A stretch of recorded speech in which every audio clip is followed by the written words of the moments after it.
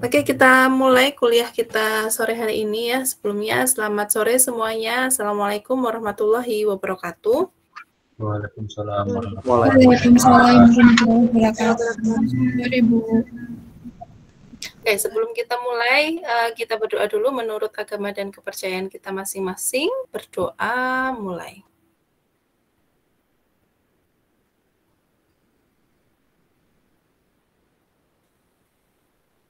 Cukup? Ya. Oke, untuk pertemuan kita hari ini ya, kita melanjutkan pertemuan sebelumnya ya. Kalau kita di pertemuan sebelumnya kita sudah membahas mengenai konseling farmasi ya, konseling farmasi, kemudian teknik-teknik dalam pelaksanaan konseling ya oleh apoteker kepada pasien gitu.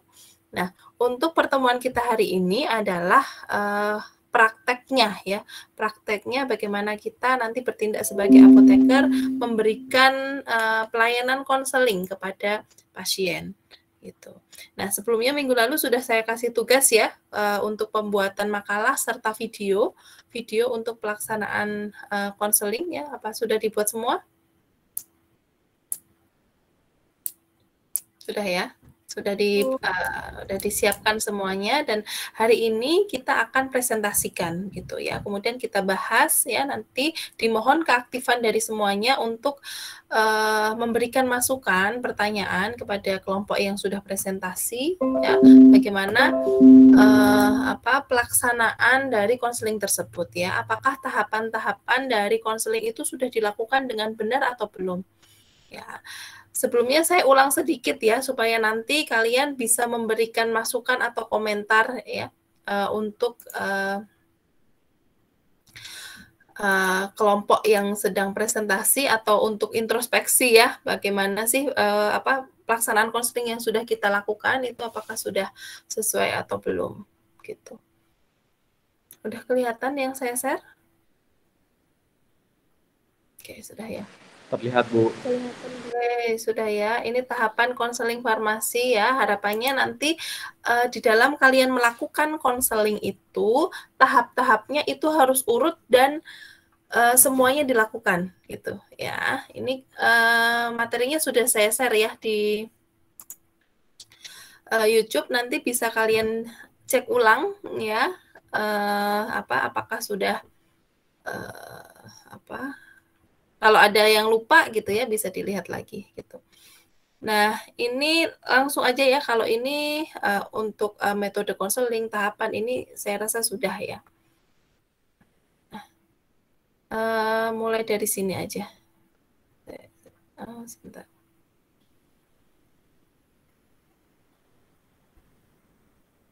Nah, ini ya, pedoman dialog konseling. Ya, di sini ya, kita ulang sedikit ya, pedoman untuk dialog konseling ini ya.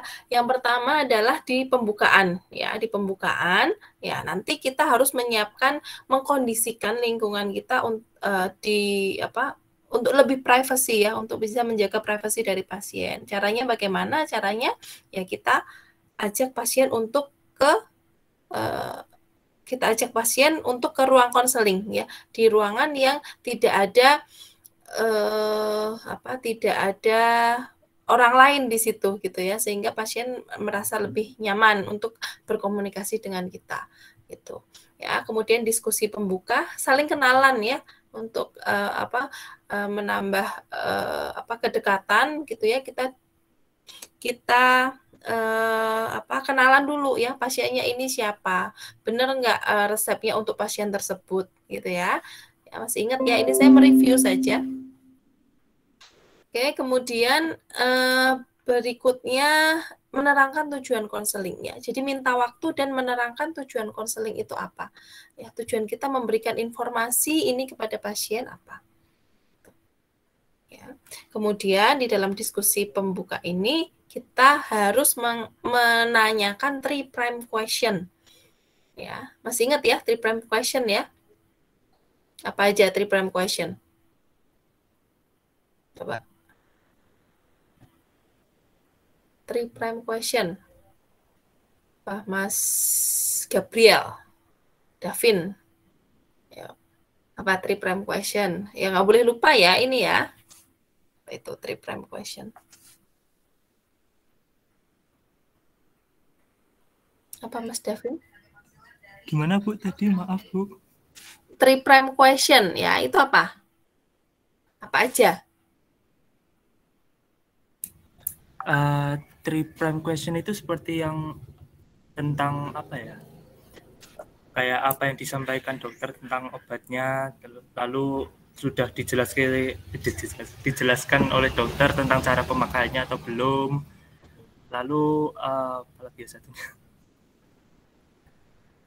Dijelaskan oleh dokter apa enggak tentang hasil yang akan diterima melalui obat itu atau belum gitu Bu. Oke, ya, jadi itu 3 prime question ya, itu wajib ditanyakan ketika kita mau melakukan konseling ya. Jadi nanti dilihat ya, kita lihat video dari teman-teman itu ya, dia nanyain 3 prime question dulu apa enggak ya, dia kenalan dulu dengan pasien atau enggak ya, sebagai ya kalau ada kekurangan ya, ini baru pertemuan yang pertama ya untuk praktek konseling ya, nanti di pertemuan berikutnya juga praktek konseling lagi begitu ya, untuk obat-obatan yang lain begitu ya. Kalau ini kan hari ini tentang penggunaan obat khusus ya. Nah, untuk yang akan datang ya harus lebih baik lagi dari sekarang ya. Sekarang kita tahu dulu, oh ini kurangnya saya di sini gitu, sehingga nanti ke depannya akan ada perbaikan begitu. Ya. Jadi harus ditanyakan 3 prime question gitu ya. Kemudian istilah kayak pengetahuan dengan informasi yang dibutuhkan. Jadi kalau ada istilah-istilah yang pasien itu kurang paham, ya itu kita jelaskan dulu di awal, gitu, ya. Nah, kemudian yang kedua adalah diskusi isi, gitu ya. Jadi nanti dilihat ya punya teman-teman itu diskusi pembukanya sudah lengkap atau belum, ya. Dan yang kedua diskusi isi. Kalau diskusi isi ini menggali informasi ya, dengan memberi kesempatan pasien untuk mengeksplorasi masalah penggunaan obatnya. Ya, jadi kita tanyakan kepada pasien ya masalahnya apa. Ya, kalau dalam hal ini ya pasiennya adalah kesusahan dalam menggunakan obatnya. Ya kan? Dia pasiennya belum tahu bagaimana cara menggunakan obat inhaler misalnya, insulin misalnya. Nah, itu kita gali ya, sejauh mana pengetahuan pasien tentang obat tersebut, dan sehingga kita bisa menentukan kira-kira apa yang akan kita sampaikan kepada pasien. Gitu. Ya. Jadi kita menggali informasi sebanyak-banyaknya. Adakah pasien alerginya? Ya, adakah gejala yang memberatkan pasien itu apa? Ya, kita gali informasinya. Gitu. Kemudian memberikan penjelasan kepada pasien untuk menyelesaikan masalah tersebut. Ya, jadi dikasih tahu ya. Jadi penggunaan obatnya itu seperti ini gitu. Ya, bisa dengan beberapa teknik ya, dengan teknik show and tell ya, 3 pertanyaan utama dan verifikasi akhir ya. Tadi 3 pertanyaan utama itu yang 3 prime question tadi, dan verifikasi akhir itu kita meminta pasien untuk mengulang kembali apa yang sudah disampaikan. Gitu. Ya. Dan untuk pasien-pasien yang tidak patuh ya atau kesulitan misalnya dalam penggunaan obat, kita bisa menggunakan teknik demonstrasi ya. Kita contohkan bagaimana cara penggunaan obat yang benar. Ya, misalnya inhaler tadi ya, kita contohkan. Kalau misalnya kita hanya menceritakan ya, Bu, habis ini begini, habis ini begini begitu ya cara penggunaannya. Nah, itu ada resiko pasiennya juga kurang paham gitu ya. Jadi sebaiknya mungkin bisa menggunakan teknik demonstrasi ya, kita demokan. Nah, selanjutnya ya bisa juga dengan pemberian video, dengan pemberian catatan gitu ya, gambar ya, itu kita bisa lakukan ya. Nanti misalnya kita bisa sarankan ya ke teman ya nanti ya, kalau misalnya oh ini sebaiknya pakai gambar gitu, atau ini sebaiknya pakai video sehingga pasien lebih paham gitu ya. Oke, itu untuk diskusi isi ya. Ini kemarin sudah kita bahas. Dan oke, setelah kita kasih informasi ya pasien tadi ya, informasi yang kita sampaikan itu adalah tidak hanya cara penggunaan obatnya saja ya, tetapi yang pertama cara penggunaan obat, yang kedua adalah frekuensi dan durasi penggunaan, ya, kapan obat itu digunakan, ya, setiap berapa jam sekali, sehari berapa kali, sebelum atau sesudah makan, gitu ya, itu kita sampaikan.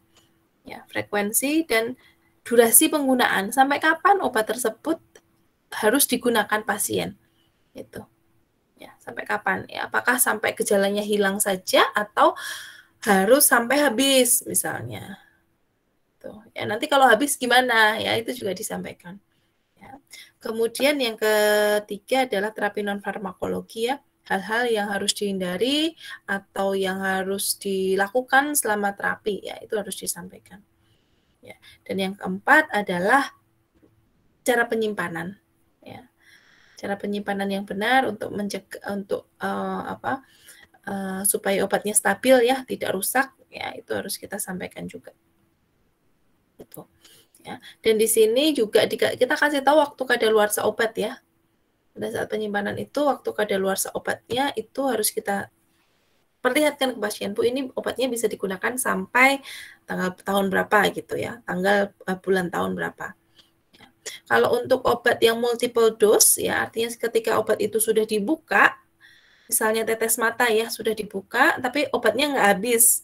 Kan biasanya pasien itu pakai lagi, ya, mau pakai lagi.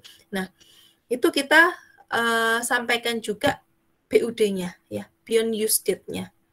Berapa lama obat itu setelah dibuka bisa bisa digunakan lagi. Itu, ya, sebulan, seminggu, 2 minggu, 3 bulan, ya, itu disampaikan lagi. Itu. Ya. Dan kalau bisa mungkin disarankan pasien itu di rumah itu memiliki kotak obat gitu, ya. Tidak harus kotak obat, tetapi ada tempat sendiri, ya, kayak kontainer gitu misalnya, ya, untuk menyimpan obat-obatan, ya, supaya obat-obatan itu, ya, mungkin kalau di rumah ada anak kecil, ya, tidak jauh dari jangkauan anak-anak gitu, ya. Kemudian tidak terkena sinar matahari langsung dan lain sebagainya. Ya, itu perlu disampaikan kepada pasien. Ya, kemudian yang berikutnya adalah penutup, ya. Di dalam diskusi penutup itu kita melakukan verifikasi. Cara verifikasinya gimana? Kemarin gimana? Cara verifikasi untuk mengetahui pasien itu paham atau tidak? Gimana, Mbak? Cila. Gimana, Cila? Mungkin dengan menyuruh pasien untuk mengulangi kembali penjelasan dari kami sebagai apoteker. Ya, ya benar, ya. Jadi meminta pasien untuk mengulang kembali gitu, ya. Kalau misalnya pasiennya sudah benar dalam menjelaskan, ya, berarti pasiennya sudah paham gitu. Ya, tapi kalau belum, ya kita ulang lagi gitu. Mana yang belum paham gitu, ya. Kemudian mendokumentasikan, ya, mendokumentasikan konseling, ya, di dalam dokumen konseling, ya. Ada contohnya, ya, kemarin, ya. Sudah dibuat dokumen konselingnya? Pada buat nggak? Pada buat nggak dokumen konselingnya? Halo, Mbak Neneng, bikin nggak dokumen konselingnya kelompokmu? Bikin, Ibu. Bikin, ya, oke, ya. Jadi masih semua bikin, ya, dokumen konseling. Dokumen itu sebenarnya untuk apa sih dokumen konseling ini? Kenapa kok penting? Kenapa?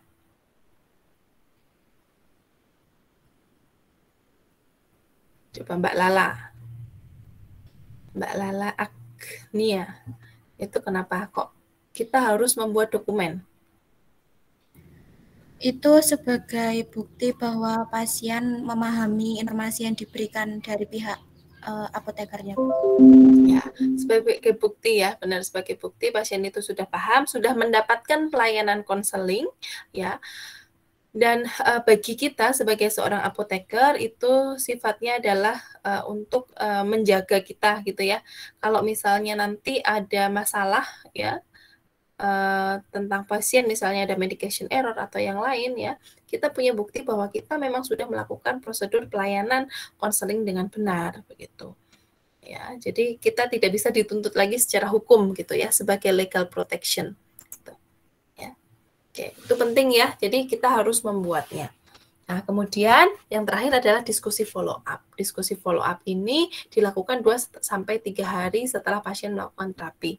Dan kalau pada saat kita konseling ini ya, kita biasanya akan menanyakan, tentunya akan menanyakan ya, nomor telepon misalnya ya, nomor telepon pasien. Nah, nanti kita sampaikan nanti 2 sampai 3 hari ke depan akan kami hubungi untuk menanyakan tentang penggunaan obatnya begitu misalnya.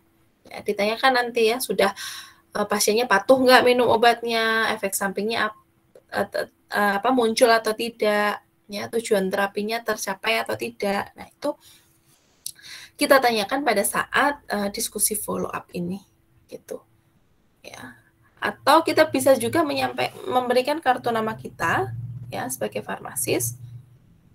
Memberikan kartu nama, jadi sewaktu-waktu nanti pasien itu ada masalah atau ada pertanyaan, ini bisa kita, pasien langsung menghubungi kita, gitu. Ya. Ini penting ya. Ya, oke, diskusi penutup, setelah itu, ya, setelah diskusi penutup ya, terima kasih gitu ya, terima kasih. Semoga Bapak Ibu Bapak atau Ibu lekas sembuh gitu ya. Apabila nanti masih gejalanya tidak berkurang dalam 3 hari ke depan misalnya ya, bisa periksa lagi ke dokter gitu. Ya, jadi memberikan semangat, motivasi begitu ya kepada pasien gitu. Dan di dalam praktek konseling ini ya, itu tidak hanya bahasa verbal saja yang dibutuhkan, tetapi bahasa nonverbalnya juga sangat penting ya. Kemarin kita juga sudah membahas ya bahasa-bahasa nonverbal yang sangat mendukung terjalinnya komunikasi gitu. Jadi itu kita sampaikan ya kepada pasien ya bahasa nonverbal kita gitu ya. Ya tadi misalnya berempati ya, berempati, kemudian ya intonasi suara kita ketika menjelaskan ya itu harus jelas ya, bahasa-bahasa nonverbal ya itu kita gunakan gitu ya. Jadi ini poin-poin ya yang harus ada di dalam diskusi konseling tadi ya. Jadi nanti silahkan dikritisi dari teman-teman ya, berikan saran, masukan atau pertanyaan ya tentang tahapan konselingnya ini. Mana yang belum ada gitu. Ya, nanti misalnya kelompok 1 kurang tanya 3 prime question tapi yang lainnya udah bagus gitu misalnya. Ya, nanti silahkan ya di komen seperti itu. Kemudian saya minta aktivitas ya dari masing-masing mahasiswa di sini ya, keaktifan dari semuanya untuk pay attention ya, menyimak apa yang sedang dipresentasikan teman kelompok lain, kemudian memberikan masukan dan pertanyaan. Ya. Kemudian nanti bagi yang bertanya dan yang menjawab dan yang presentasi, ya, nanti silahkan mengisi di link Google Form ini ya. Jadi yang bertanya dan menjawab ya, itu silahkan mengisi di sini ya. Isi di link Google Form ini dan nanti akan ada nilai plus ya bagi yang aktif gitu ya. Oke, saya rasa itu sedikit pendahuluan dari saya ya sebelum kita mulai diskusi kita hari ini. Mungkin ada yang mau ditanyakan dulu?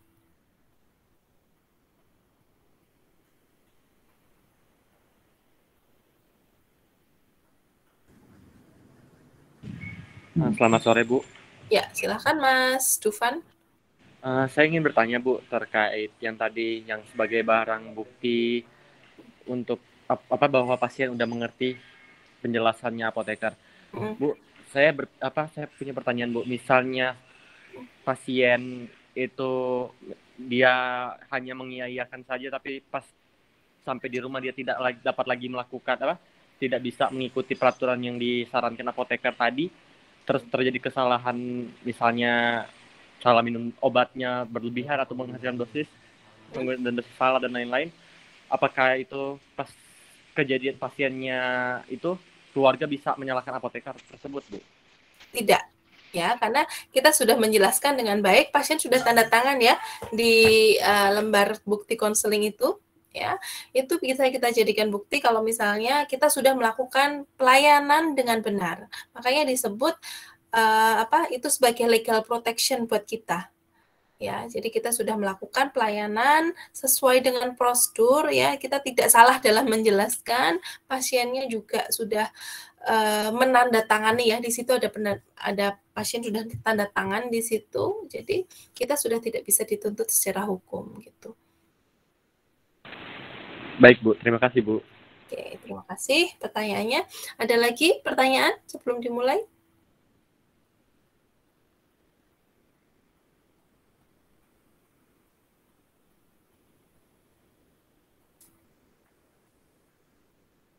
Tidak ada? Oke, kalau tidak ada, kita mulai saja ya kelompok yang presentasi. Nanti silahkan makalahnya sedikit aja ya presentasinya ya. Jadi cukup dijelaskan, oh saya mendapatkan misalnya insulin ya. Dijelaskan sedikit insulin untuk terapi apa gitu ya. Tidak perlu semuanya dibaca ya. Sedikit saja. Kemudian nanti lebih banyak kita membahas di konselingnya. Ya, jadi diputarkan video, nanti silahkan videonya diputarkan dan kita bahas bersama. Oke, sekarang kita mulai kelompoknya siapa dulu ya? Kelompok inhaler deh, kelompok inhaler. Siapa nih kelompok inhaler?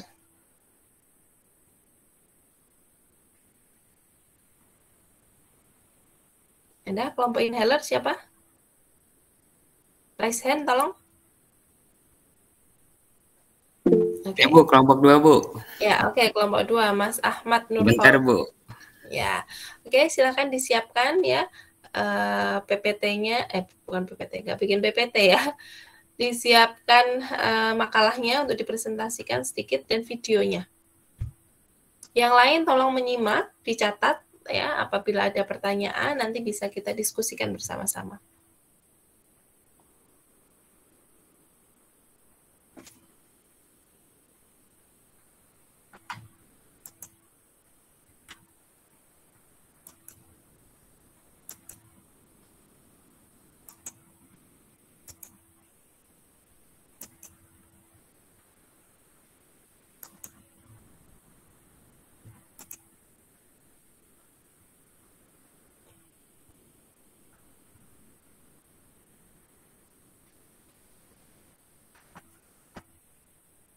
Kelompoknya siapa Mas Ahmad?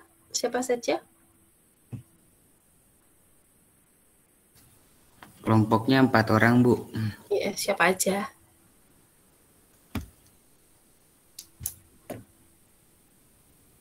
Lupa sama temennya? Lupa. Siapa temanmu? Ahmad, Nur. Yang lain siapa nih? Aisyah Bu, itu Bu. Siapa? Itu Bu. Itu siapa? Oh, Aisyah Solihatun. Mana ada nggak Aisyah? Ahmad Nur Fauzan, Rahayu Wiji, ada semua?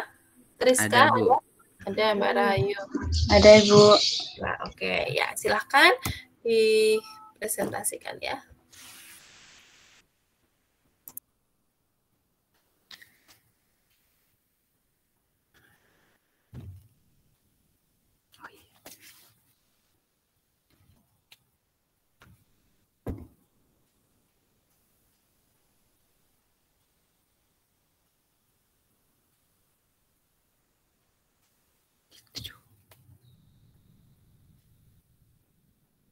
Assalamualaikum warahmatullahi wabarakatuh. Di sini saya akan menjelaskan hasil dari kelompok 2 tentang inhaler aerosol. Inhaler aerosol merupakan sebuah alat yang digunakan untuk menggunakan obat secara inhalasi.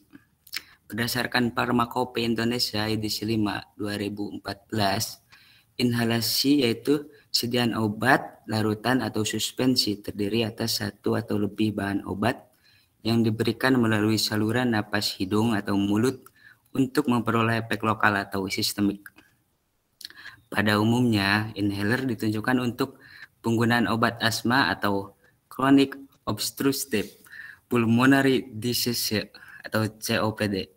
Dengan menggunakan cara ini, obat akan lebih mudah masuk ke dalam saluran pernapasan, kemudian ke paru-paru sehingga dapat bekerja lebih cepat untuk mengatasi serangan penyakit asma dan mengurangi efek samping.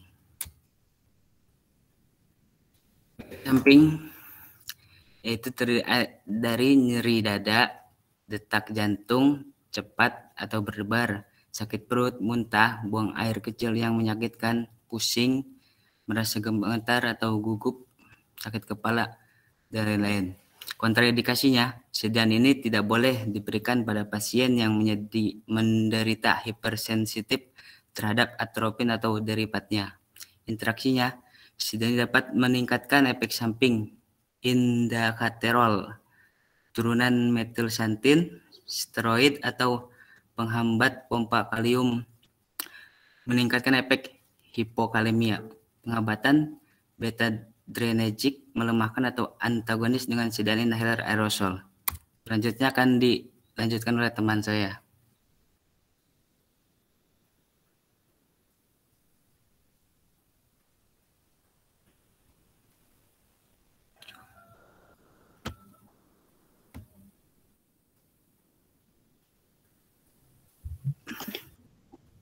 Oh, Jan, yang cara penggunaan, Jan.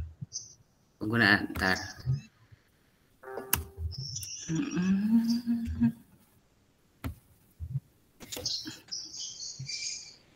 Sebelumnya, Jan. Ini. Sebelumnya lagi. Nah, itu. Cara penggunaan inhaler. Yang pertama, cuci tangan Anda dengan sabun dan air. Kemudian buka penutup inhaler dan posisi mulut inhaler di bawah dan bagian kepala berada di atas. Kemudian kocok terlebih dahulu wadah inhaler agar obat merata. Lalu hembuskan nafas melalui mulut secara perlahan-lahan. Kemudian pegang inhaler sesuai yang tertera pada gambar atau mouthpiece terletak di antara gigi dan jangan digigit. Lalu bersamaan dengan Anda mulai menarik nafas, tekan bagian atas inhaler dengan telunjuk Anda dan hisap obat dengan perlahan dan dalam. Kemudian tarik inhaler dari mulut, tahan napas Anda selama 10 detik, kemudian bernafaslah seperti biasa. Jika dokter meresepkan lebih dari 1 hisap, tunggu 30 detik, lalu ulangi langkah 3 sampai dengan 7. Kemudian memasukkan air ke dalam mulut, lalu kumur-kumur untuk membersihkan sisa obat yang ada dalam mulut. Kemudian buang air kumur-kumur tadi dan jangan diminum. Oke, langsung diputar videonya aja, Mbak.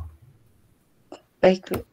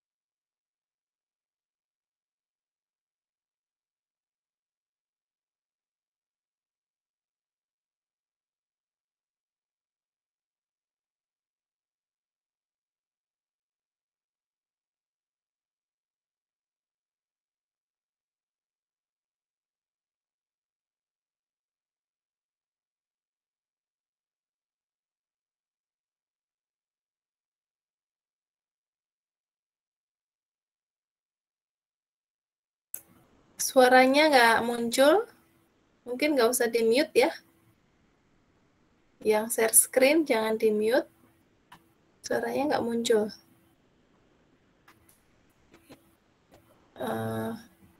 Ya, Mas Wafik mau tanya? Raise hand mau tanya? Nggak, oke. Bu, mohon maaf tadi ketika penjelasan saya ingin bertanya, Bu. Oh gitu. Oh ya, silakan. Gimana? Sambil nunggu ini. Iya, ada sedikit penjelasan yang saya agak baru dengar kali ini, Bu. Apa? Jadi dijelaskan inhaler dapat digunakan dengan cara lewat mulut dan lewat hidung. Nah, selama ini saya tahunya itu lewat mulut terus ya, Bu, penghirupannya. Nah, ini tadi kok dijelasin lewat mulut. Saya agak kaget, Bu. Bagaimana itu anunya, Bu? Demonstrasinya, Bu? Atau dijelasin aja, Bu? Apa? Inhaler? Kamu yang kagetnya lewat mulut hidung, apa lewat hidung? Ditariknya lewat hidung. Biasanya lewat mulut tuh, biasanya umumnya.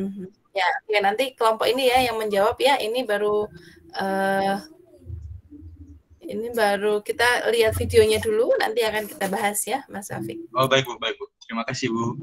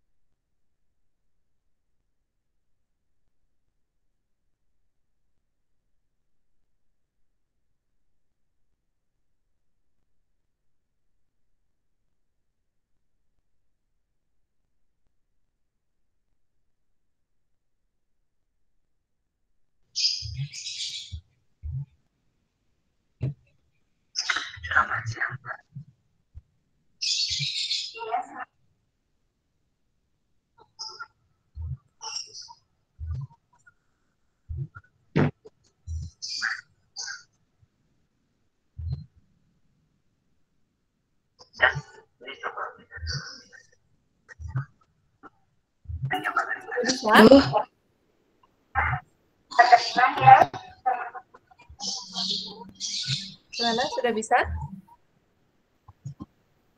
Duh.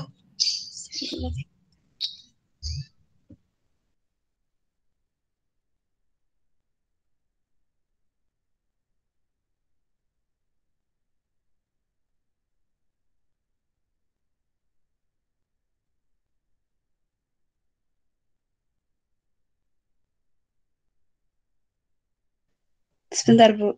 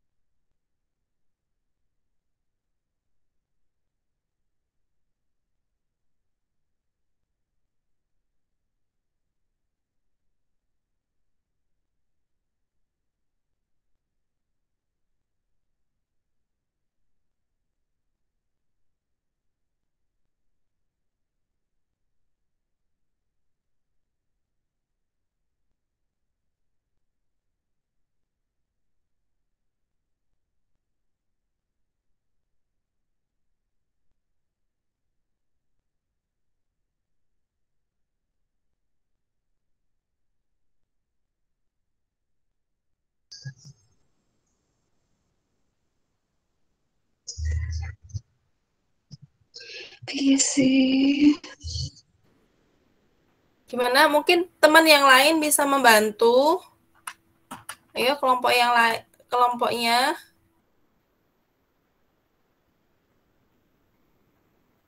Biar nggak lama ini ya.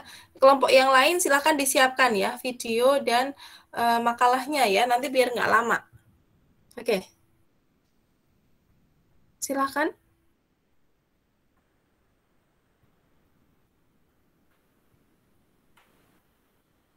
Gimana Mbak Triska, bisa? Bentar, Bu. Ya diputar aja, kemudian di share. Ini udah di share screen ya, silakan diputar videonya.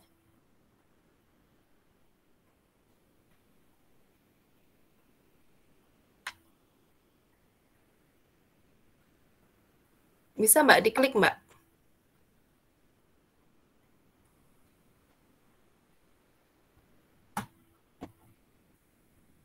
Mbak Triska, bisa diklik videonya.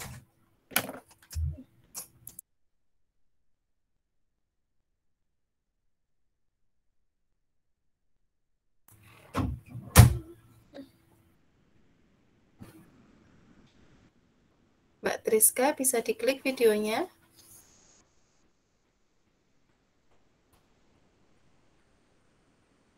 Udah saya klik itu, Bu. Oke, teman yang lain coba. Teman yang lain yang satu kelompok silahkan share screen. Di-share videonya teman yang lain. Ya, biar nggak lama ini nanti kelamaan nunggu, jadi kita nggak dapet ini ya.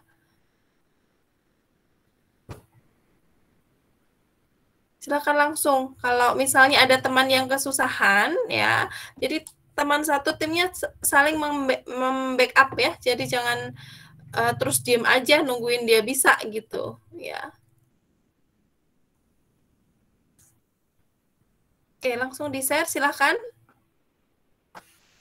Ini selain Triska siapa?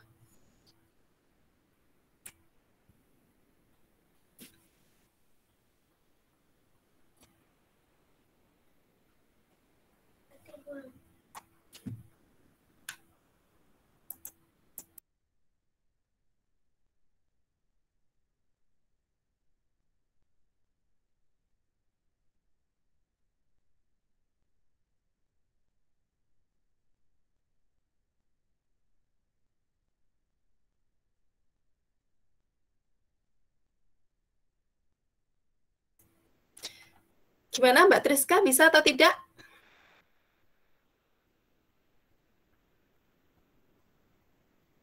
Halo, dengar suara saya?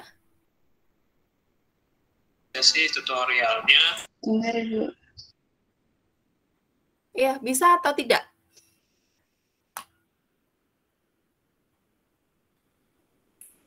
Bisa atau tidak, Mbak? Ini bingung di suaranya aja, Bu. Suaranya asal tidak di-mute, itu bisa keluar suaranya, Mbak.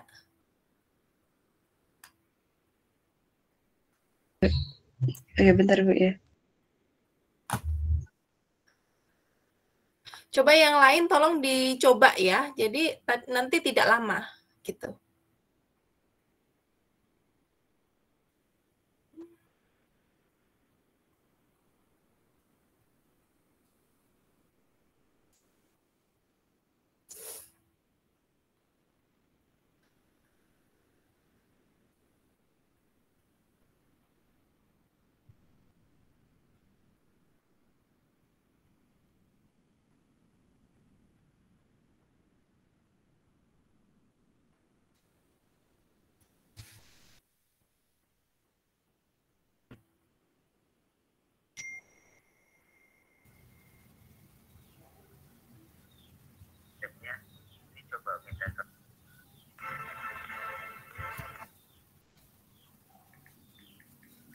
Volumenya dinaikkan.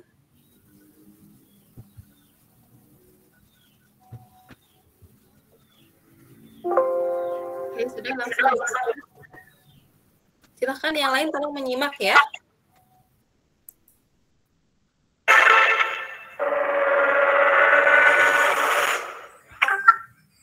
Selamat siang, Mbak. Iya, selamat siang, Pak. Selamat datang di Apotek Universitas Setiabudi. Ada yang bisa saya bantu?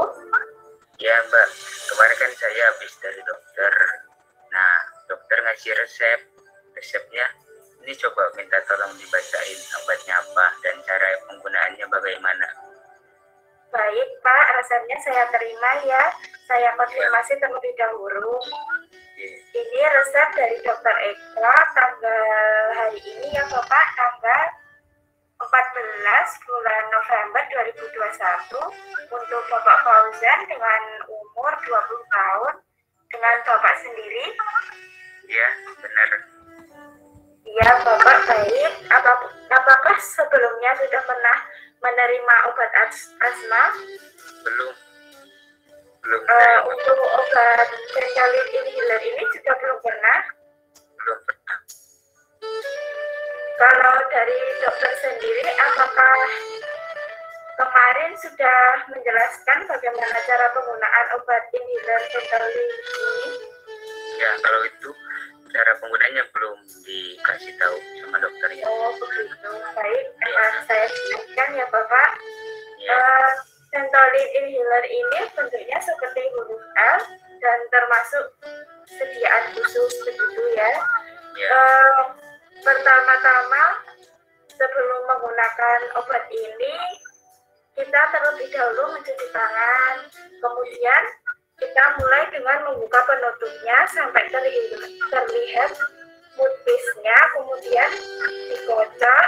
Untuk pertama kali penggunaan kita cek terlebih dahulu ya apakah obat ini berfungsi secara normal dan baik, yaitu diarahkan dengan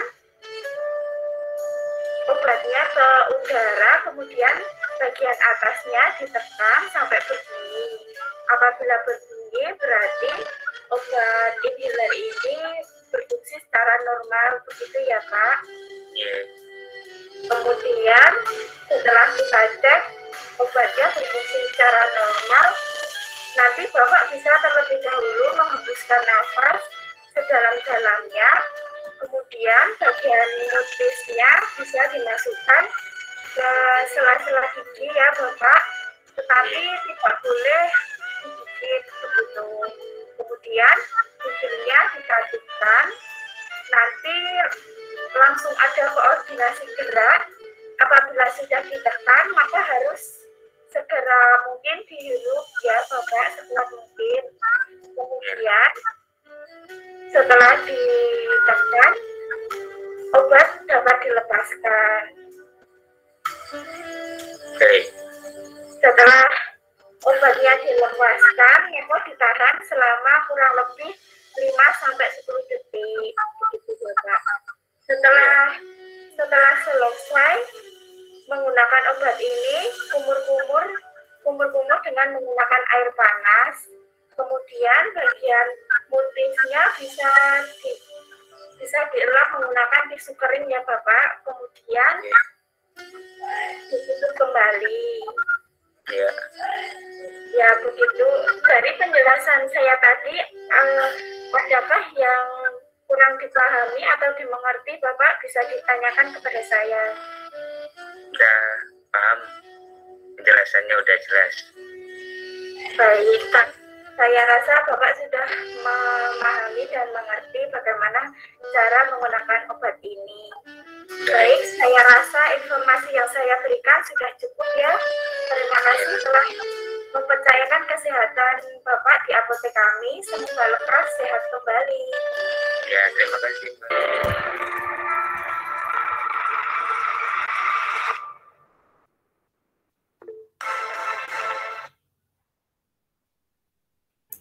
Ya, terima kasih kelompok 2 ya. Bisa di stop share screen-nya ya. Kita mulai untuk diskusinya ya. Silahkan tadi kalau ada pertanyaan ya, tadi pertanyaan pertama sudah dimulai dari Mas Wafik ya tadi ya. Ada yang dari hidung, ada yang dari mulut, itu gimana? Ya, kemudian ya Bu tadi ya Bu mau menjawab pertanyaan dari si Wafik tadi. Ya. Yang dari hidung. Itu kan ada inhaler bermacam-macam. Nah, yang dari hidung itu yang disebut dengan inhaler nasal. Contohnya seperti yang PIX inhaler itu, Bu, yang dihirup dari hidung. Begitu Wafik. Udah. Oh, baik. Berarti lebih mudah yang dari hidung dong? Atau gimana? Atau bentuknya juga enggak? Atau ada yang bentuk gas juga yang dari hidung? Mana Wik? Kurang jelas.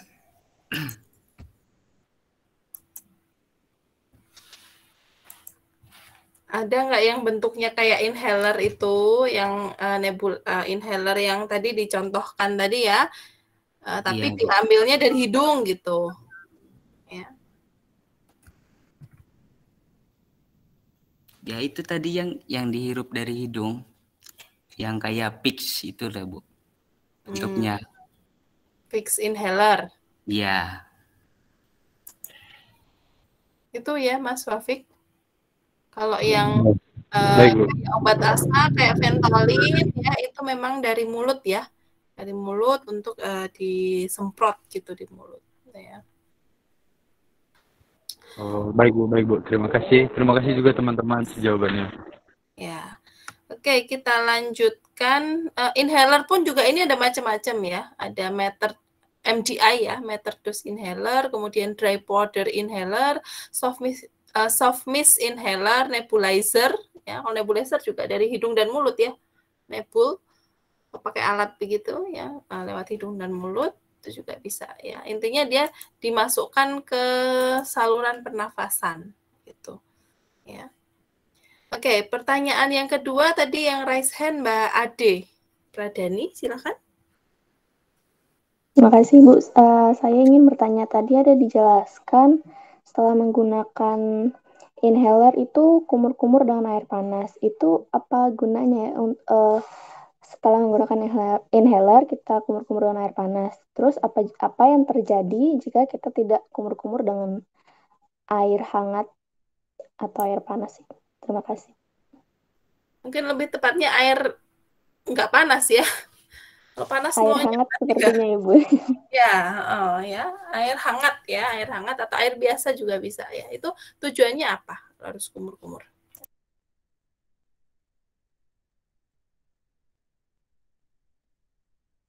Oke, itu pertanyaan dari Mbak Ade. Silakan dijawab. Atau mungkin ada sambil menunggu kelompok 2 menjawab, ada pertanyaan lain? Mohon izin bertanya, Ibu. Ya, Mbak Rizky Ayu, silakan.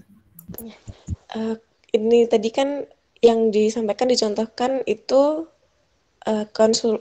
konseling kepada pasiennya langsung. Kalau misalkan kayak diwakilkan terus pasiennya itu anak-anak, apakah ada kayak tahap pemakaian ekstra yang harus dijelaskan atau diberikan konseling kepada pewakilnya itu, atau sama saja gitu? Terima kasih Bu. Kalau ini misalnya orang tuanya atau anaknya gitu ya, kalau anak-anak berarti kita ngasih konselingnya kan ke orang tuanya ya. Kalau misalnya pasiennya sudah lansia mungkin yang nganter ya atau anaknya ya, itu yang kita kasih konseling. Nah, apakah sama tahapannya atau berbeda? Itu ya, itu pertanyaan dari Mbak Rizky. Oke, yang ini masih ada. Langsung dijawab atau Ibu izin menjawab pertanyaan dari Adi. Ya. Tujuannya untuk kumur-kumur itu untuk membersihkan sisa obat yang ada di mulut, begitu Bu. Kalau nggak kumur-kumur gimana?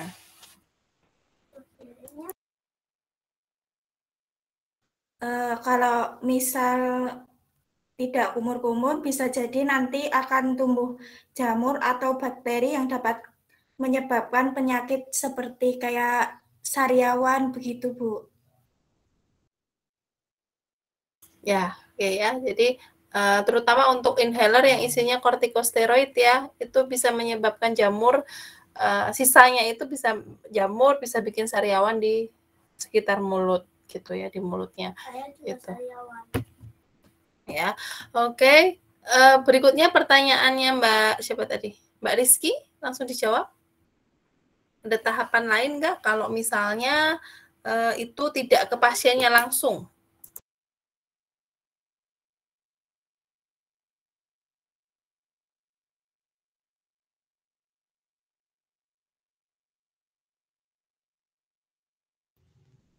Ibu izin menjawab pertanyaan dari Rizky. Kalau menurut saya sama aja, karena kan nanti sama-sama akan disampaikan kepada pasien mengenai cara pemakaiannya. Gitu. Terima kasih. sama aja, tetapi poinnya adalah kita harus mengkonfirmasi dulu ya. Jadi di awal itu kita lebih di poinnya ya, di awal itu kan kita konfirmasi, ini resepnya benar untuk Bapak sendiri atau untuk siapa begitu. Ya, itu yang harus ditanyakan dulu di awal. Ya. Tetapi pada poin-poinnya itu akan sama saja gitu ya. Tetapi mungkin ya nanti bahasanya agak berbeda ya. Jadi Bapak nanti ini anaknya tolong dikondisikan untuk bisa kumur-kumur gitu atau gimana gitu ya. Nah, tentunya agak sedikit berbeda untuk penyampaiannya ya, tetapi intinya adalah sama gitu ya. Inti hal-hal poin-poin yang harus disampaikan itu sama, tetapi dengan penyampaian yang sedikit berbeda karena tidak langsung untuk pasiennya. Gitu Mbak Rizky? Mohon izin nih Bu. Ya. Kalau misalkan pasiennya itu kayak tadi kan dicontohkan kayak dia mendongak dengan posisi berdiri kan Bu. Nah, kalau misalkan pasiennya itu dalam posisi tertidur, begitu apakah dia tetap akan efektif atau ada cara lain untuk menggunakan inhalernya itu Bu? Oke, ya mungkin didudukin dulu ya pasiennya ya, yang mungkin pasiennya tidak bisa jalan atau tidak apa gitu ya Mbak Rizky ya maksudnya ya. Ya pasiennya diposisikan dalam posisi duduk gitu ya, tapi nggak harus dongak banget, itu juga nggak apa-apa gitu ya. Duduk kan supaya untuk membuka saluran nafasnya juga ya, kan itu kita memasukkan obat ke dalam saluran pernafasan gitu ya. Jadi diposisikan dulu posisi duduk gitu, terus kita semprotkan gitu ya. Atau kalau tidak mungkin dokter akan meresepkan obat yang lain gitu ya, misalnya pakai nebul gitu ya. Kalau memang dirasa dia tidak bisa menggunakan inhaler ya, kalau inhaler kan memang butuh, dia harus nyedot ya, dia harus seret terus menghirup gitu ya. Nah, mungkin bisa pakai yang nebulizer ya, yang pakai diuap gitu ya. Atau ada juga yang dia tidak, dia pakai mesin gitu ya, tapi dia akan menyemprotkan obatnya itu gitu ya. Jadi pasiennya tinggal buka mulut sedikit, nanti obatnya akan nyembur ke dalam gitu ya. Jadi kalau itu gunanya konseling ya. Jadi apabila kita muncul masalah bahwa pasien ini memang nggak bisa pakai inhaler karena harus ambil nafas dalam begitu kan. Nah itu kita bisa konsultasikan lebih lanjut ke dokter. Dok, ini pasiennya tidak memungkinkan untuk menggunakan inhaler, apakah bisa digunakan metode yang lain ya, obat yang lain ya, supaya obatnya tetap bisa masuk begitu ya. Jadi pentingnya konseling itu bisa mengetahui itu gitu. Itu Mbak Rizky.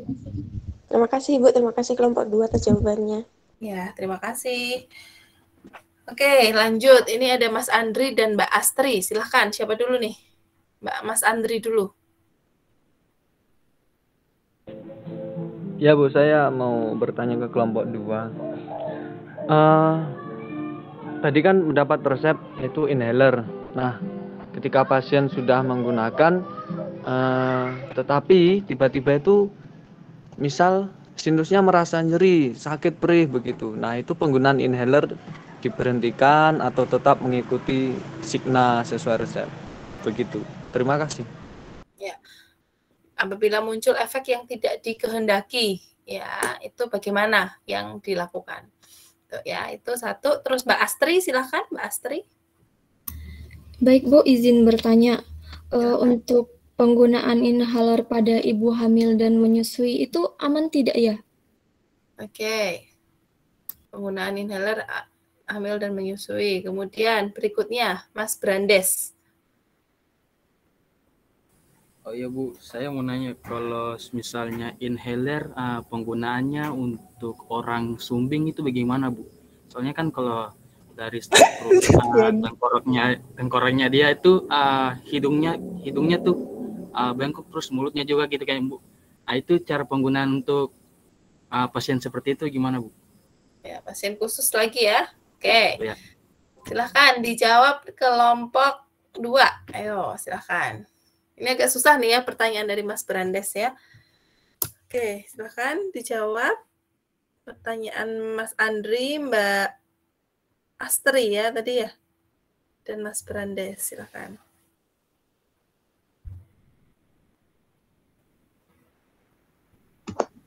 Ibu izin menjawab pertanyaan dari Andri. Ya, Mbak Trisna, silakan. Menurut saya penggunaannya harus diberhentikan terlebih dahulu dan melakukan konsultasi ke dokter agar bisa digunakan kembali ketika sudah tidak terasa sakit. Begitu. Terima kasih. Itu Mas Andri. Ya Bu. Ya, terima kasih kelompok 2. Oke ya, jadi bisa dihentikan dulu ya. Dan efek samping ya itu bisa disampaikan juga kepada pasien ya, sehingga pasien itu sadar kalau misalnya oh ini muncul efek samping, dan kita juga kasih tahu apa yang harus pasien lakukan ketika mengalami efek samping tersebut. Itu. Ya, jadi obatnya harus berhenti dulu, nanti langsung konsultasi ke dokter atau apa yang harus dia lakukan. Nah, itu penting kita sampaikan ya. Tindakan untuk mengatasi efek samping. Gitu. Ya, dan kita sampaikan efek samping yang sering muncul ya, yang sering terjadi itu apa ya kita sampaikan gitu ya, bukan menakut-nakuti ya, tetapi ya kita sampaikan bahwa ini ada resiko untuk muncul efek samping seperti ini, jadi apabila muncul yang harus Bapak atau Ibu lakukan adalah gini gitu ya. Oke, selanjutnya tadi pertanyaan Mbak Astri, silakan. Izin menjawab pertanyaan dari Astri, penggunaan inhaler untuk ibu hamil dan menyusui. Pada ibu hamil dan menyusui sebaiknya tidak menggunakan aerosol secara rutin karena mengandung senyawa organik volatil dan wangian buatan yang mungkin tidak baik untuk ibu hamil dan menyusui. Namun jika harus menggunakan, maka menggunakan inhaler yang aman seperti albuterol dan levalbuterol. Dan konsultasi terlebih dahulu kepada dokter. Begitu Mbak Astri. Baik, kelompok 2. Terima kasih. Oke ya, jadi inhaler, ya kita lihat isi obatnya dulu ya. Isi obatnya itu termasuk obat golongan A, B, X gitu misalnya ya. Jadi bukan sediaannya ya, tetapi isi obatnya itu apa. Itu ya yang kita lihat untuk melihat risiko keamanan pada ibu hamil, ibu menyusui gitu ya Mbak Astri. Oke, selanjutnya pertanyaan Mas Brandes, silahkan.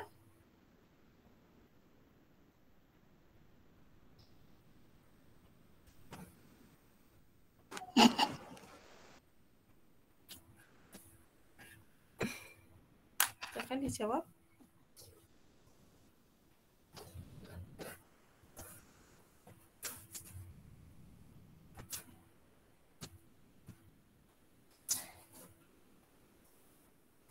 Baik, Bu akan menjawab pertanyaan yang dari Brandes tadi. Itu lebih baiknya mending menggunakan yang inhaler yang dihirup itu, Bu. Kan ininya ngomongnya agak-agak susah kan, Bu, itu. Kalau masih bisa yang yang dihirup dari mulut gitu, Bu.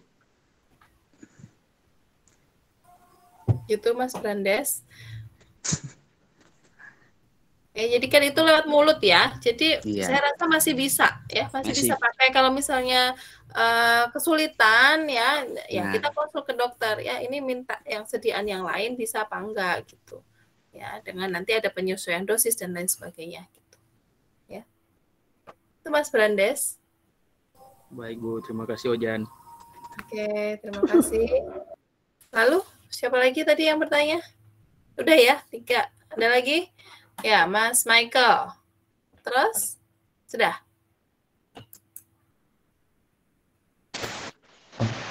Silakan Mas Michael. Selamat sore Bu. Saya ingin bertanya Bu, untuk kan ada kasus tuh Bu, di mana pasien kayak sesak nafas hingga akhirnya pingsan Bu. Kalau misalnya pingsan Bu, apakah penggunaan inhaler itu masih bisa diperlakukan atau tidak ya Bu? Misalnya kayak dia terlambat menggunakan inhaler, itu ada penanganan khusus atau bagaimana ya Bu? Terima kasih.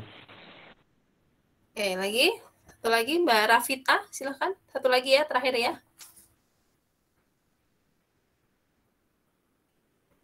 Mbak Rafita, silakan.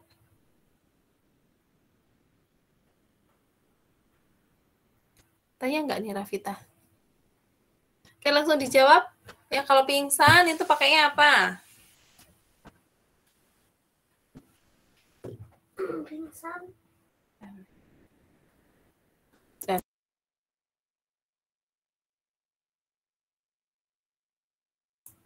Kalau pingsan gimana kalau pingsan pasiennya?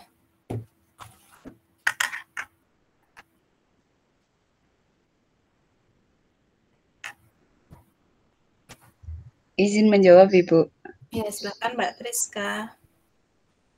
Mungkin itu pertama kali bisa dikasih minyak kayu putih dulu untuk merangsang biar pasiennya itu sadar, lalu setelah itu baru menggunakan inhaler. Begitu Ibu, mohon maaf kalau salah. Ya, bisa dilakukan seperti itu ya, dan atau mungkin dia harus segera dilarikan ke tempat fasilitas kesehatan ya, kemudian bisa pakai nebulizer gitu. Ya, nebulizer, oksigen gitu misalnya ya, itu bisa dilakukan gitu. Ya. Oke, itu ya. Baik Bu, terima kasih. Oke. Rafita mau tanya, Rafita? Nggih, Bu. Ya, silakan. Pertanyaan terakhir. Efek samping seperti apa yang perlu diwaspadai jika menggunakan inhaler? Sampingnya apa?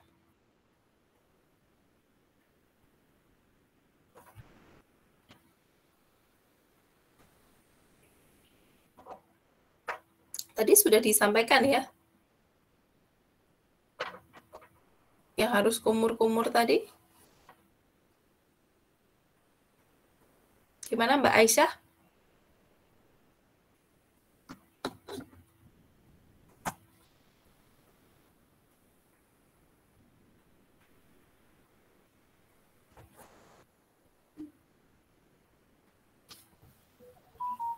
Izin menjawab, Bu, mengenai efek samping dari penggunaannya, yaitu bisa timbul nyeri dada, detak jantung cepat, sakit perut, muntah, buang air kecil yang menyakitkan, pusing, merasa gemetar atau gugup, sakit kepala, sakit punggung, nyeri tubuh atau batuk, sakit tenggorokan, nyeri sinus, pilek, dan hidung tersumbat.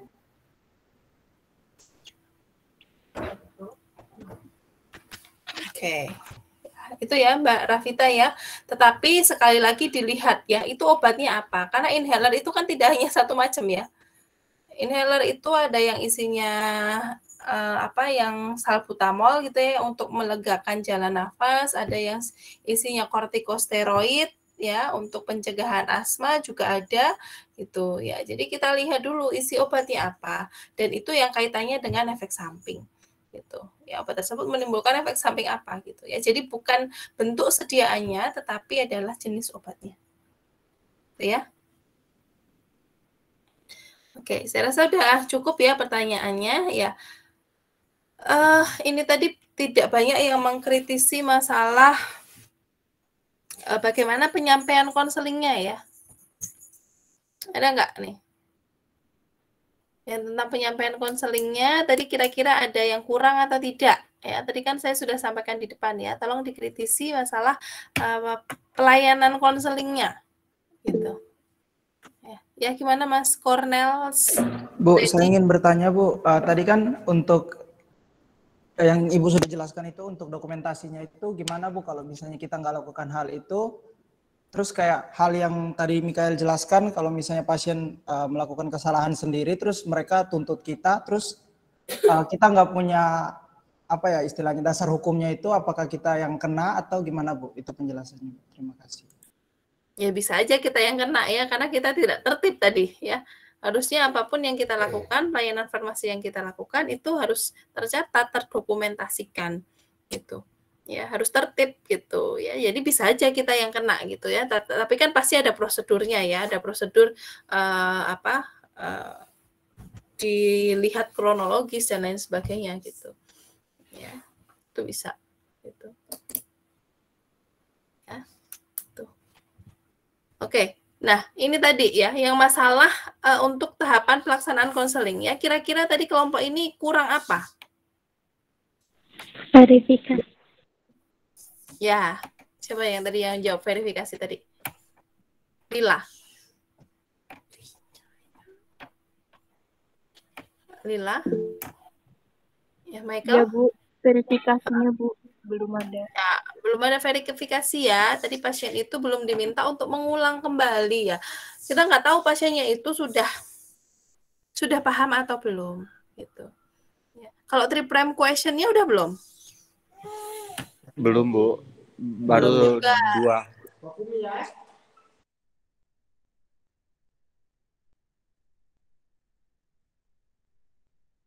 Ya, baru 2 ya. Tadi ya belum lengkap ya untuk triprime question-nya, jadi bisa menjadi catatan ya untuk semuanya aja.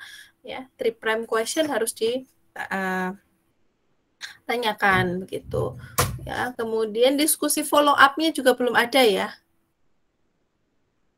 Diskusi follow up yang nanti kalau ada sesuatu hal yang ingin ditanyakan kembali atau ada masalah lagi bisa menghubungi saya di nomor ini gitu misalnya.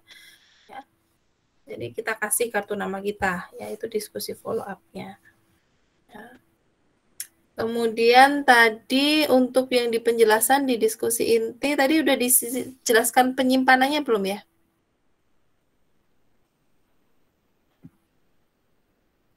Cara penggunaan, penyimpanan gitu udah belum? Baru cara penggunaannya, Bu. Penyimpanannya belum ya, nanti bisa ditambahkan ya. Tadi yang saya sampaikan yang wajib harus disampaikan itu adalah aturan pakai ya, durasi penggunaan sampai kapan obat itu digunakan ya, frekuensi penggunaan berapa lama, berapa hari sekali gitu ya, berapa banyak dosisnya gitu. Terapi non farmakologinya udah belum? Terapi farmakologi tadi belum? Non farmakologi. Belum ada, Bu. Belum ada ya. Kalau misalnya asma ya hindari faktor pencetus asma gitu, misalnya banyak olahraga ringan, kemudian banyak makanan yang bergizi gitu ya untuk meningkatkan sistem imun sehingga asmanya nggak kambuhan gitu misalnya. Ya, itu harus disampaikan. Lalu apa lagi? Penyimpanan ya, penyimpanan, kemudian tadi ada luarsanya, waktu kadaluarsa obat ya, beyond use date obatnya ya, itu kalau nggak habis nanti gimana ya, itu akan habis berapa semprot itu juga dikasih tahu ya, karena kan obat yang inhaler tadi kan kita nggak tahu ya ini habis apa, gimana ngeceknya itu masih ada atau nggak ada isinya, kan nggak tahu ya. Kalau obat tablet ya kelihatan ya ini obatnya masih ada gitu ya, tetapi kalau inhaler itu kan nggak ada ya. Nah, itu kita harus kasih tahu gimana cara ngeceknya itu obat yang ada isinya dan itu obat yang kosong. Itu gimana? Ya nanti dicari ya, kelompok 2 ya. Cara menentukan itu masih atau enggak gitu. Ya.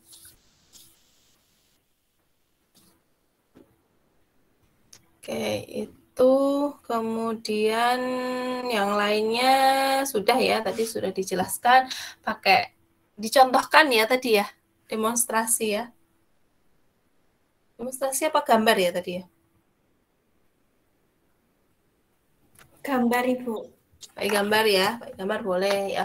Mungkin kalau seperti itu kita bisa pakai demonstrasi ya, biar pasiennya bisa lebih paham lagi gitu ya, bagaimana cara penggunaannya, dan pasien diminta langsung praktek biasanya kayak gitu ya, bisa langsung praktek sehingga ya kita bisa tahu pasiennya ini benar-benar udah paham gitu ya. Oke, saya rasa itu saja. Ada pertanyaan?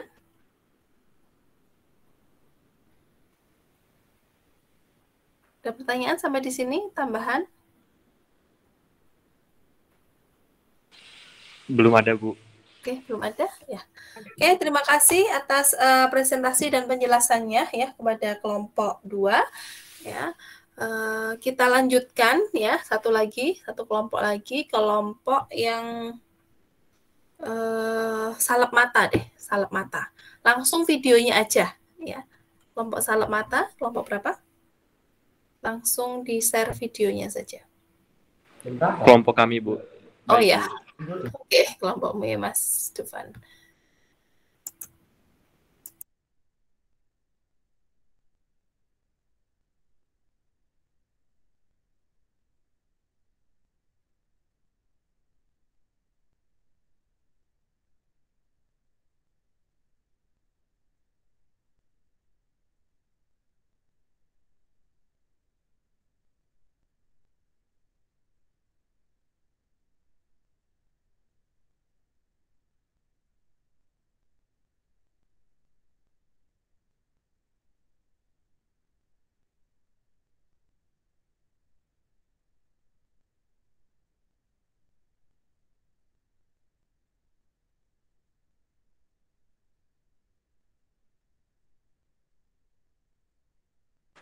Maaf Bu, yang kami share ini video atau PPT-nya saja Bu?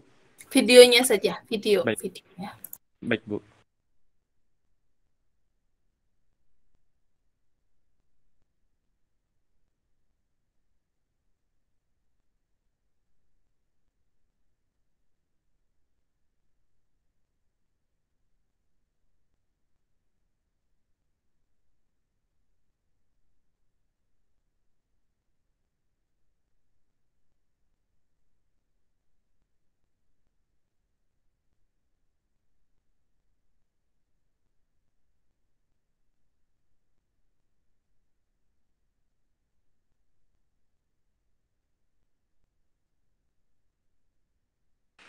Apakah sudah terlihat teman-teman?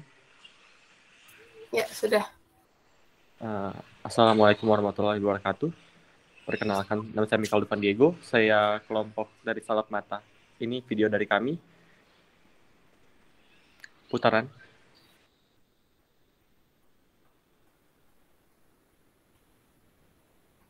Suaranya belum ada.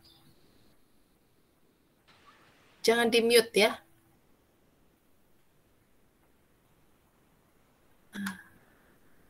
Nah, oke. 2519.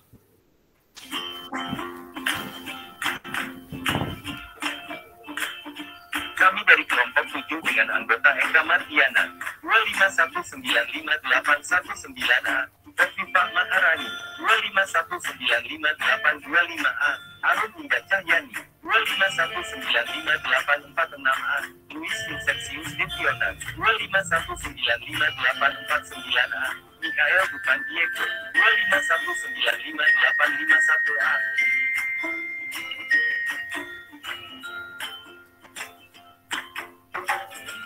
Pada suatu hari di apotek sejahtera, datang seorang wanita 20 tahun ingin konsultasi untuk penyakit yang ia alami selama beberapa hari. Keluhan wanita tersebut yakni agak merah dan gatal. Setelah itu ada benjolan kecil di mata sebelah kanan, sejak 3 hari yang lalu. Apoteker menyarankan untuk konseling mengenai obat yang diberikan yakni salep mata Erlamisedin.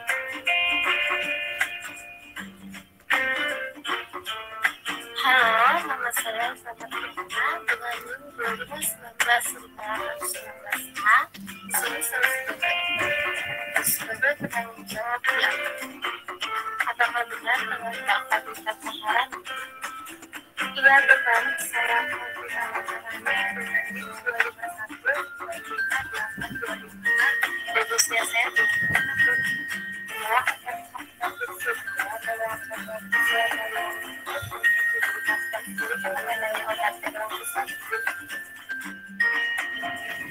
boleh nggak? Saya juga sedang tidak buru-buru saat ini. Ini Pak, obatnya salep Erlamisedin, isinya antibiotik kloroquine. Digunakan pada nyata yang sakit. Sebelum menggunakan, cuci tangan terlebih dahulu ya. Berikutnya, buka ujung tutupnya. Harus hati-hati jika tidak kontaminasi dengan permukaan lain. Digunakan 3 kali sehari. Untuk penggunaan, posisikan kepala sedikit ke atas, tarik bagian bawah telapak mata, dan oles pada bagian telapak mata tersebut. Lalu, tutup rajin gerakan bola mata agar dapat menyembuhkan. Setelah melakukan salep, Usahakan tidak menggosok mata ya. Setelah itu, kemasan harus ditutup lagi ya, Mbak. Oke, Mbak, apakah ada efek samping obat pada saat berbahaya? Untuk salep ini, efek sampingnya hanya rasa tidak nyaman pada mata. Interaksi obat yang terjadi jika Mbak mengonsumsi obat fenobarbital atau rifampicin. Jadi, efek salep ini menurun. Baik, Mbak, dapat dimengerti. Baik, Mbak, apakah bisa diulang lagi penjelasan saya untuk memastikan aturan pakainya? Jadi, obat yang saya terima adalah salep erlamectin untuk antibiotik pada mata. Digunakan 3 kali sehari dengan dioles pada bagian bawah kelopak mata. Cara penggunaannya, kepala sedikit menghadap ke atas, lalu ditarik bawah kelopak matanya. Kemudian obat salep dioles pada kelopak mata bagian bawah, lalu mata ditutup, tunggu beberapa saat, kemudian gunakan bola mata ke segala arah sampai obat dapat menyala. Baik, Mbak, ini saja sudah cukup. Tidak, Mbak, sudah cukup paham tadi. Baik, Mbak, sepertinya hasilnya sudah jelas. Terima kasih.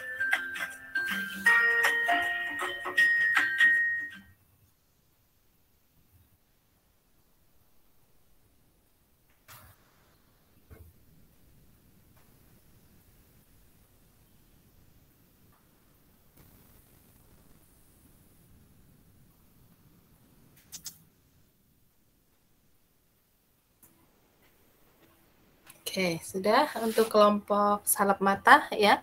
Silahkan kalau ada komentar. Oke, silahkan Mas Cornels. Bu, saya ingin bertanya Bu, untuk obat salep mata itu apakah dia bisa digunakan dengan bersamaan dengan obat tetes mata atau enggak Bu? Terima kasih. Oke, silahkan. Yang lain? Atau langsung dijawab dulu, silahkan. Saya izin langsung jawab saja ya Bu. Boleh, silahkan. Untuk penggunaan obat salep mata sendiri tidak bisa dicampur dengan obat tetes mata, dikarenakan kalau kita menggunakan kedua obat mata tersebut bisa terjadi efek samping atau mungkin kontraindikasi di antara dua obat tersebut. Seperti itu. Kalau diselang waktu gimana? Bisa diselang waktu Bu, sekitar 30 menit setelah salep matanya digunakan Bu. Seperti itu. Iya. Jadi bisa digunakan, maksudnya bisa diresepkan bersama-sama ya. Salep mata dan tetes mata itu bisa diresepkan bersama-sama, tetapi penggunaannya memang tidak boleh bersama-sama. Ya, jadi mau tetes matanya dulu, jeda waktu ya, sejam gitu misalnya, baru yang salep mata. Gitu. Baik, terima kasih Mikael. Ya. Sama-sama Freddy. Ya, silakan Mas Andri Priambodo. Saya ingin bertanya masa penggunaan dan juga penyimpanannya.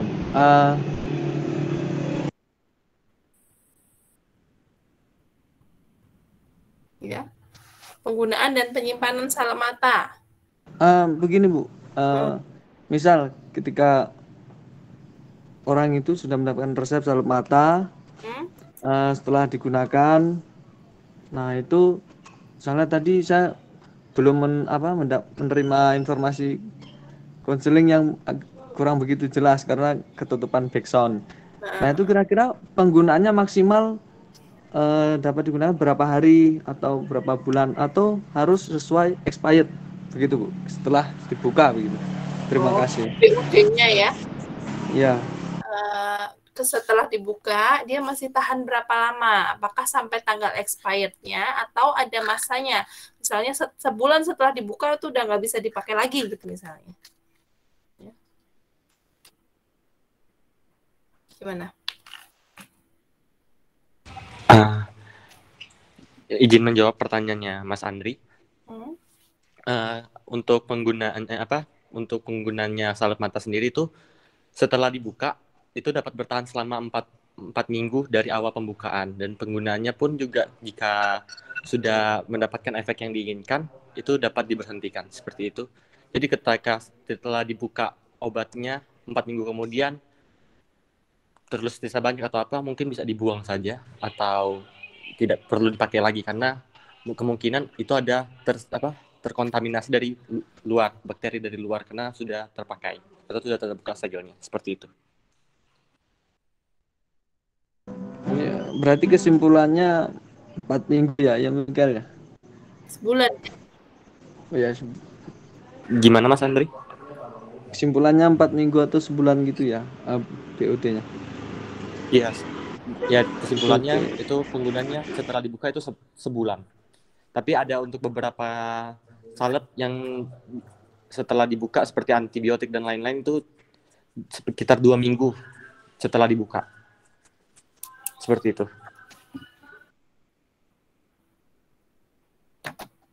Oke. Gitu Mas Andri? Oke, terima kasih. Ya, terima kasih Mas Andri. Sama-sama. Ya. Oke ya, jadi ada BUD-nya ya, 1 bulan itu sudah tidak boleh digunakan lagi. Oke. Kemudian ya, tadi yang itu udah disampaikan belum ya? Belum ya? Di videonya tadi udah disampaikan belum? Belum ya? Untuk di video belum, Bu. Belum ya. Oke ya, nanti bisa ditambahkan. Dan mungkin saran saya untuk kedepannya bukan animasi ya, video kalian sendiri. Gitu. Jadi kalau kita berkomunikasi kan ada bahasa nonverbalnya ya, kelihatan gitu. Ya, jadi untuk kedepannya ya, minggu depan kalau suruh bikin video itu ya kita konseling sendiri gitu ya, melakukan ke pasien ya. Kalau tidak bisa bertemu langsung pakai Zoom atau pakai Jimit direkam gitu kan bisa ya. Itu kemudian tadi yang belum dilakukan apa? 3 prime question sudah? Belum lengkap untuk belum ya. 3 prime question itu wajib ya, 3 prime question. Kemudian penjelasan ya, penjelasan sebagaimana tata cara penggunaan salep mata ya, tadi udah dijelaskan. Dan mungkin kalau di salep mata, tetes mata, poinnya adalah ujung penetes atau ujung salep matanya itu tidak boleh terkena langsung ke mata gitu, karena bisa nanti terkontaminasi ya, nanti ada bakterinya dari mata nempel ke obatnya ya, bisa menyebabkan bisa menyebabkan sakit mata, ya terkontaminasi gitu ya, dipakai lagi udah nggak stabil lagi obatnya itu ya. Tuh ya, kemudian tadi cara penyimpanan ya harus disampaikan, pasien suruh mengulang lagi tadi udah belum ya? Belum, Bu. Belum ya, verifikasi dan follow up-nya itu harus dilakukan juga gitu. Ya, jadi mungkin poin-poin hal yang harus disampaikan pada saat konseling itu jangan sampai kelewatan, gitu ya.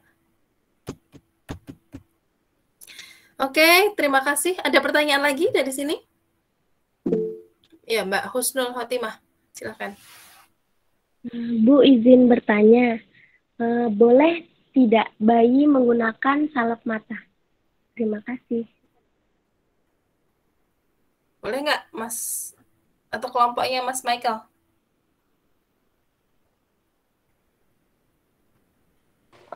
Kami kumpul dulu aja, Bu. Ya. Kami diskusikan dulu sama teman satu kelompok saya, Bu. Ya, Mbak Karina? Mbak Karina? Saya izin bertanya, Bu. Boleh, silakan. Yang itu apa? Jika ada pasien yang sehari-harinya itu menggunakan lensa kontak, lalu bagaimana cara penggunaan salep mata untuk pasien yang menggunakan lensa kontak? Terima kasih. Ya, oke, terima kasih. Ditampung dulu ya. Terus Mbak Ayu Mila Rosita, mau tanya? Silakan. Iya, Bu. Ya, silakan. Bagaimana penanganannya untuk pasien anak itu kan kalau pakai salep mata kan pertamanya ada rasa mengganjal, begitu kan, Bu? Ya. Nah, itu cenderung anak-anak itu kan dikucek matanya. Terus bagaimana, Bu, cara mengatasinya itu? Terima kasih. Ya. Oke. Ada lagi?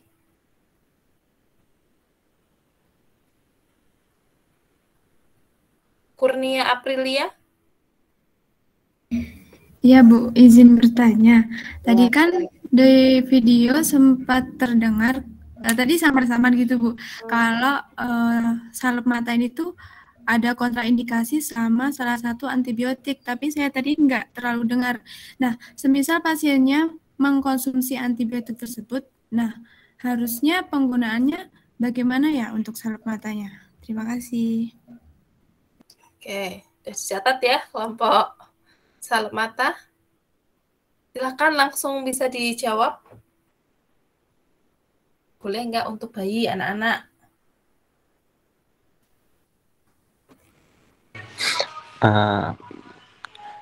Jadi izin menjawab untuk pertanyaan yang pada bayi dulu ya. Pada anak dulu ya, yang bayi belum kami dapatkan. Penggunaan pada pasien anak jika mengganjal kebanyakan digujar.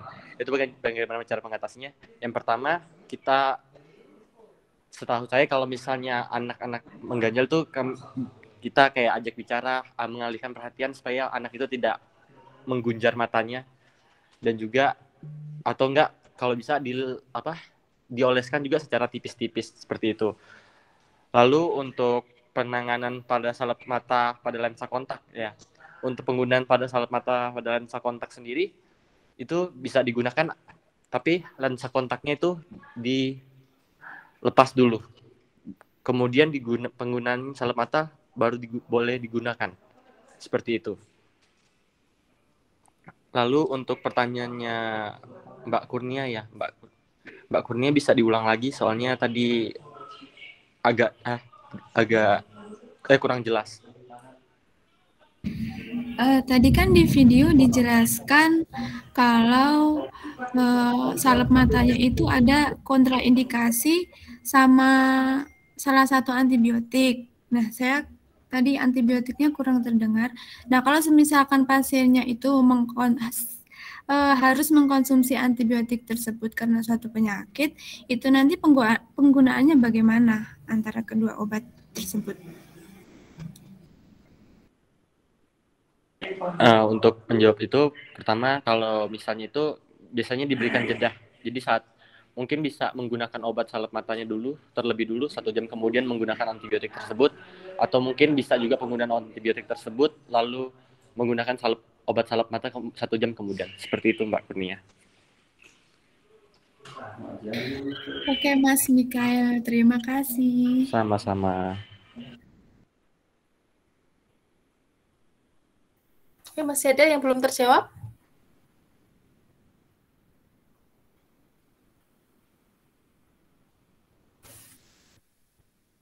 Terima kasih, Mik. Sudah terjawab semua? Sisa yang pada bayi, Bu. Oh, bayi, ya, oke. Ini yang dari penggunaan obat salep mata pada bayi tidak disarankan dikarenakan pada bayi itu sensitif banget dan juga dosisnya juga kalau ditekan dengan menggunakan tangan dan ataupun itu sangat menyusahkan. Jadi biasanya pada bayi itu jarang digunakan. Seperti itu, Bu. Malah kalau pada bayi rekomennya malah tetes salep mata loh, bukan tetes mata loh. Kalau memang bayinya itu ada infeksi gitu ya, itu malah lebih rekomen yang salep mata daripada yang tetes mata. Tuh ya, coba nanti dipastikan lagi ya untuk itu ya. Kalau memang bayinya butuh, kalau memang bayinya ada gangguan di mata, ya sebaiknya tetap digunakan kan obatnya. Ya, jadi kalau kita mau memilihkan obat itu kita lihat rasio benefit and risk-nya ya. Jadi mana yang lebih bermanfaat kalau memang pasiennya bisa mendapatkan manfaat dari penggunaan obat itu ya, dan resikonya lebih kecil ya, ada resiko tapi lebih kecil daripada manfaatnya, ya kita tetap gunakan itu ya. Oke. Baik Bu, terima kasih Bu. Terima kasih. Terus ya Mbak Husnul, ada tambahan? Tidak ada Bu, terima kasih Bu dan ya. Terakhir ya Mbak Intan, silakan Intan Olivia. Iya Bu, makasih izin bertanya. Jika dapat resep itu kan salep mata, terus ternyata setelah konseling itu feedbacknya kurang seperti itu di pasien. Nah itu apakah bisa diganti dengan tetes mata atau obat selain tetes mata seperti itu? Dan jika apabila pasiennya tuh diwakilkan seperti itu Bu, jadi meminta ganti obatnya biar ngejelasin ke pasiennya yang diwakilkan itu lebih gampang seperti itu. Apakah boleh atau bagaimana nih Bu tanggapannya? Makasih Bu. Maksudnya feedbacknya kurang gimana? Itu Bu, kayak kurang dimengerti caranya gitu Bu. Oh, kalau pasien itu nggak paham-paham caranya gitu ya. Iya. Terus minta diganti gitu, ganti yang tetes aja. Tetes aja kan lebih gampang, tinggal netesin berapa begitu Bu. Ya. Oke, silakan dijawab dulu kelompok Mas Michael.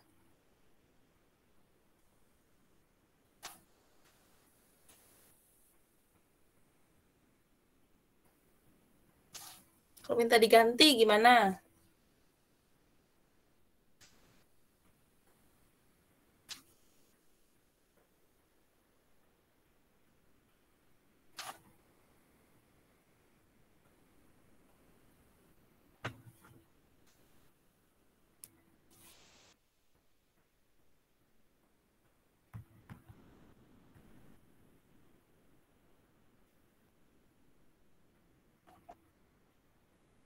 Bisa nggak minta diganti?